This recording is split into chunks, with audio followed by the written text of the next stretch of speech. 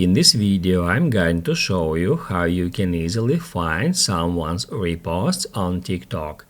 Be sure to watch the video to the very end so you don't make any mistakes. Let's get started, guys. I'm gonna show you all the process from the beginning, and first off we need to open up TikTok app. And then if you would like to find our own reposts, we need to head over to profile, and that's where we are looking for that icon here. If we tap on it, it will show us all the TikTok videos we have reposted.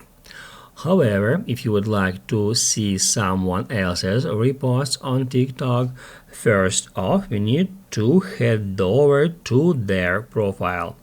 The easiest way to do so is tap right here at that user's profile picture. Then we'll be taken to their profile page, and in the same way we can see their reposts by tapping at that icon. Keep in mind that depending on privacy settings of a particular TikTok user, you might not see that option here. If this video was helpful for you, don't forget to hit the like button.